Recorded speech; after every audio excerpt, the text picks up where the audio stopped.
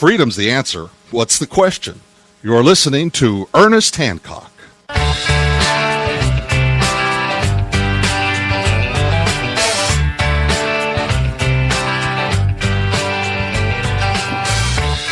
Welcome back to Declare Your Independence with me, Ernest Hancock, and another independence declaring kind of person, Adrienne Pine. She's out there, advocating for people to be able to what? Get off out of the farm of the man, I guess. That is one thing. That's a good thing, Adrienne. Go ahead and explain to me, what is it that you're advocating for these people around this hemisphere? Well, I mean, I'm not advocating for anything in particular. What I'm more interested in doing is standing in solidarity with the social movements and taking very seriously the kinds of things that they're demanding, and from my perspective, advocating for this government to be much more open about what it does, and frankly, to be a different kind of government, because it's not a government that represents us. It's not a government that's democratic in any way, shape, or form, and it's about time we started having real information about what's going on in the halls of the State Department. Well, let me go ahead and ask this. Are we going to be able to reform this government? I mean, have we gotten to the point to where it's like, man, we're just better off doing triage? We're just going to chop off the limb. I mean, how much gangrene does it have to have? I mean, when do we go? Because you see these kinds of governments up close and personal in Latin America. I mean, dang, if you want to have it smells like a rotten cheese kind of government, but you're up close and personal with it. So I'm just going, a lot of these governments, they come and go over the past couple of decades. I'm sure. How long have you been doing this? How many regime changes have you actually seen? Well, I think it's about time for a regime change here. And since I live in Washington, D.C., I get to see this government up close and personal. And let me tell you, it's just as dirty and ugly as any Latin American government I've seen. And to respond to your earlier question about what is it going to take, how much gangrene does this government need? I think that this WikiLeaks release is really one of the most important things that could have happened in order to make possible the kinds of changes that many of us, in very different ways throughout the country, are trying to bring about.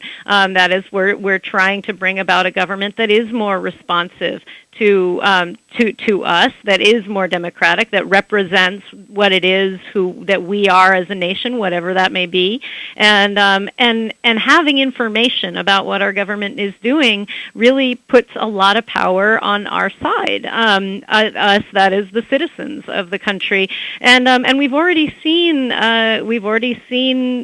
big differences in the way that policy is being carried out. One of the responses has had to do with Israeli-Palestine policy, where we've seen that Latin American governments, some of the Latin American governments and nations that have been most insulted by what has come out of WikiLeaks, for example, Hillary Clinton trying to find out if the Argentinian president, Cristina Kirchner, is on antidepressants. I mean, just an incredibly insulting and invasive request.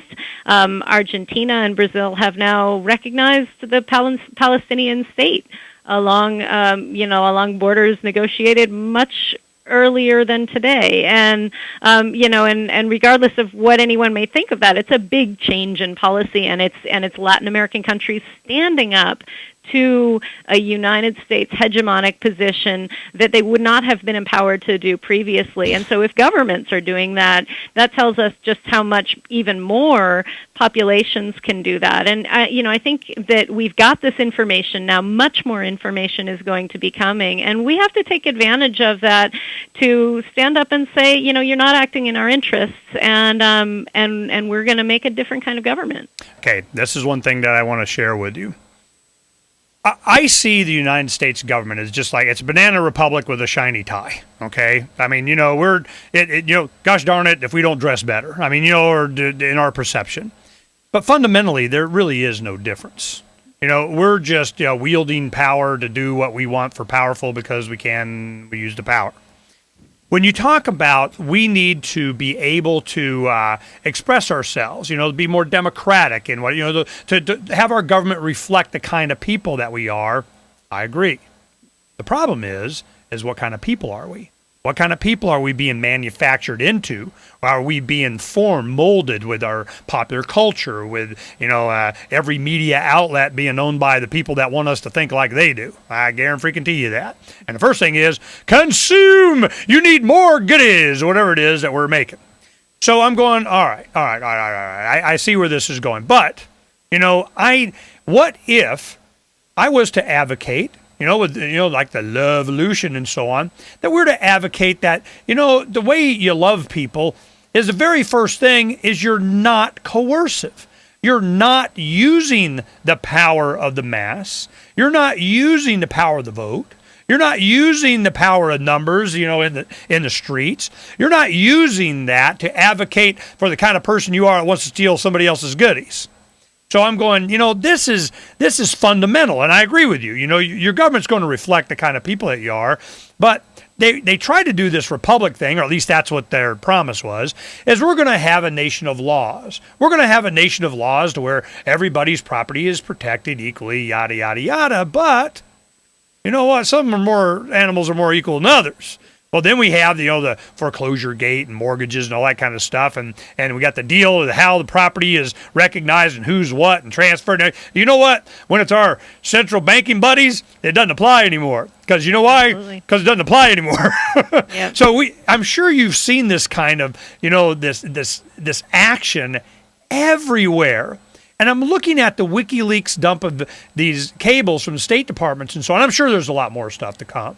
Mm-hmm. And what it demonstrates is just elite people at the top benefiting from their positions of power to do whatever they want in the name of whatever the heck it is they can justify to get the people to be the suppliers of whatever the heck it is that they need or want to have, and then the people are always left out of it, even if you are successful in getting a government to represent the needs or the desires of the masses.